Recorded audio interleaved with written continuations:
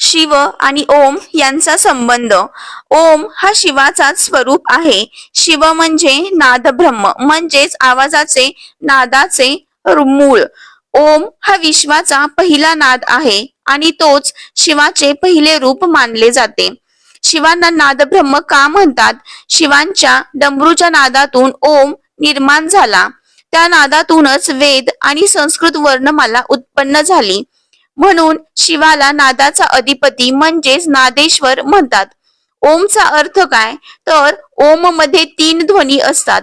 अ म्हणजे सृष्टीची निर्मिती म्हणजेच ब्रह्मा, उ म्हणजे सृष्टीचे पालन म्हणजेच विष्णू, म म्हणजे सृष्टीचा लय म्हणजेच महेश शिव. म्हणजे ओम म्हणजे ब्रह्मा विष्णू महेश म्हणजे संपूर्ण सृष्टी. शिव म्हणजेच ओम. शिव ध्यानात बसलेले असताना ओमचा जप करतात. अनेक ठिकाणी शिवलिंगावर ओम कोरलेले असते. शिव आणि ओम वेगळे नाहीत, ते एकच आहेत. थोडक्यात सांगायचे झाले तर शिव म्हणजेच ओम, ओम म्हणजेच विश्वाचा पहिला नाद, शिव म्हणजेच नाद ब्रह्म. शिव आणि ओम यांची कथा ऐकूयात.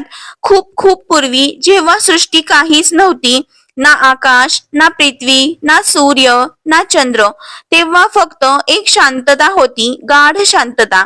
त्या शांततेत भगवान शिव ध्यानात बसलेले होते. अचानक शिवांनी डोळे उघडले आणि त्यांनी डमरू वाजवला, डम डम डम. त्या डमरूच्या नादातून पहिला पवित्र आवाज निर्माण झाला, तो म्हणजेच ओम, म्हणजेच ओमकार.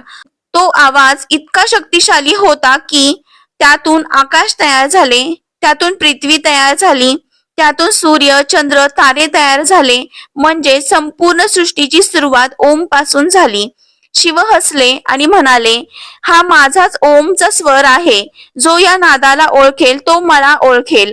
तेव्हापासून शिवाला नाद ब्रह्म म्हणतात आणि ओमकारला शिवाचे रूप मानले जाते. यातून आपल्याला काय समजले तर ओम हा फक्त शब्द नाही, तो शिव आहे.